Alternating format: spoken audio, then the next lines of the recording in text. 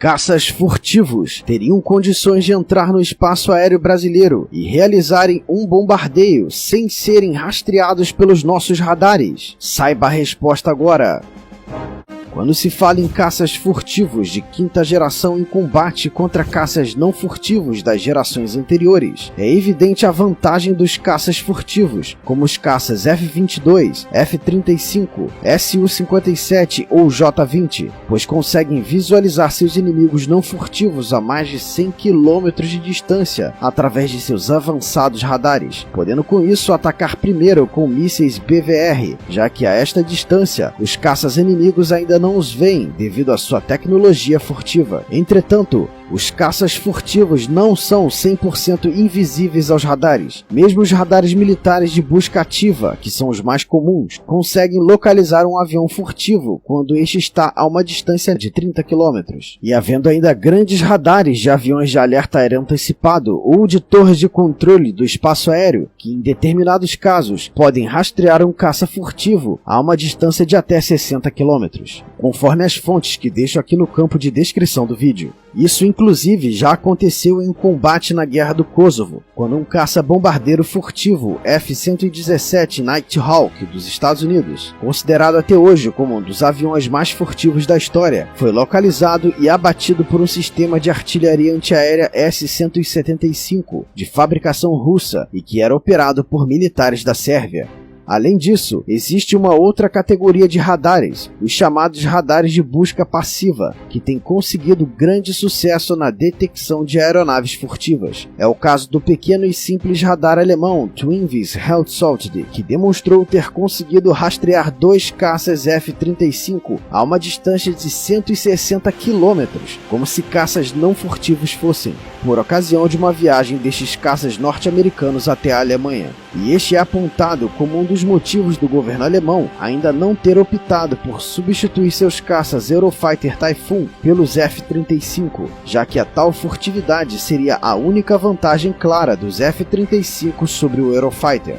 A França, através da empresa Thales, é outro país que tem investido bastante recursos em aperfeiçoar radares de tecnologia ativa, para que eles possam rastrear caças furtivos em distâncias maiores que 60 km, e também em desenvolver radares de tecnologia passiva, e esse é também um dos possíveis motivos de a França ainda não ter cogitado a substituição dos caças Rafale por um caça furtivo. Rússia e China também estão investindo pesado em radares que possam identificar caças furtivos.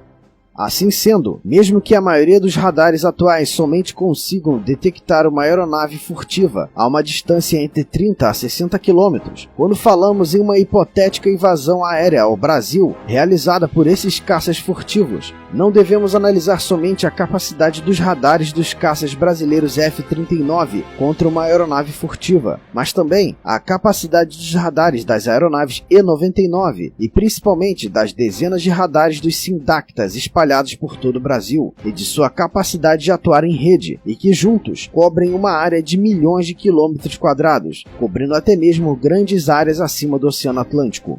As aeronaves E-99 de alerta aéreo antecipado da FAB, que são baseadas em Anápolis, Goiás, e que após acionadas podem se dirigir rapidamente a qualquer região do Brasil, pois o E-99 pode fazer viagens de até 3.000 km ou permanecer voando por até 6 horas sobre a área de vigilância, possuem um moderníssimo radar de longo alcance Erieye, com rastreamento em ângulo de 300 graus e capacidade de rastrear aeronaves não furtivas a uma distância de até 450 km, e em tese, aeronaves furtivas a uma distância de cerca de 60 km. O Brasil também possui uma incrível rede com centenas de radares principais e secundários distribuídos entre os 4 Sindactas, os Centros de Defesa Aérea e Controle de Tráfego Aéreo da Força Aérea Brasileira. O radar principal de alguns destes Sindactas já é o LP-23 SST-NG, considerado um dos radares mais modernos do mundo e fabricado aqui no Brasil, resultado do desenvolvimento em conjunto de especialistas brasileiros e franceses da empresa Omnisys, subsidiária da Thales.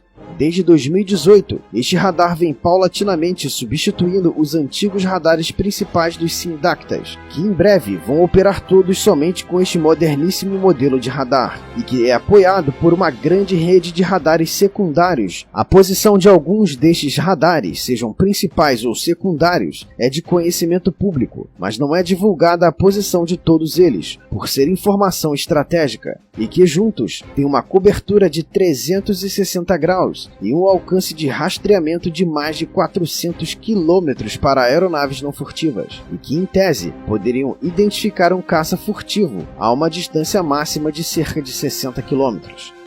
Hoje, a área que sofre maior cobiça internacional é a Amazônia, e tomando em conta que qualquer hipotética intervenção militar estrangeira naquela região começaria com um bombardeio sobre Manaus e sobre Belém, onde estão baseadas as principais organizações militares logísticas da Amazônia, para impedir que munições e demais suprimentos cheguem às tropas no fronte. Então, a região amazônica é uma área coberta pelo Sindacta 4, onde a Força Aérea Brasileira possui 27 organizações militares denominadas DTCA, Destacamentos de Telecomunicações e Controle do Espaço Aéreo. Algumas destas unidades estão instaladas em grandes cidades, como as capitais da região, mas algumas também em pequenos municípios, como São Félix do Araguaia. Cada uma destas organizações militares opera com um radar principal, ou no mínimo, com um radar secundário, e muitos destes radares secundários são móveis, e esta é a principal vantagem do Brasil. Pois se fossem fixos, a Força Aérea Invasora com caças furtivos teria como planejar a rota de ataque, de modo a desviar por um raio de segurança de cerca de 70 km,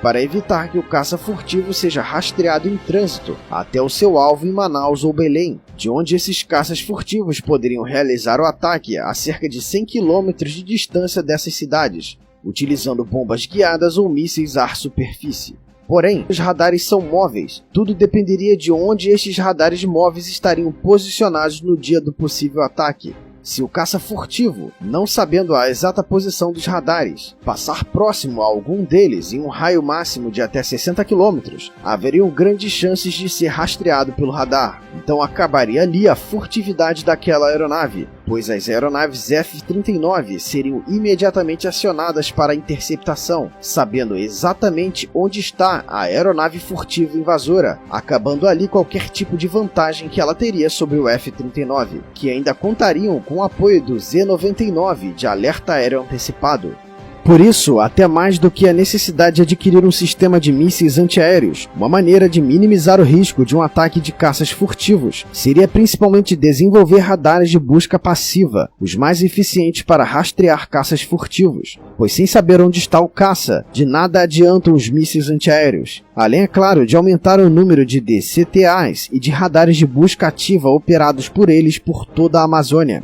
e que o futuro sistema de artilharia antiaérea a ser adquirido possa ter a capacidade de operar em rede com todos estes radares, e assim ser muito mais eficiente. Uai, seu app de vídeos curtos.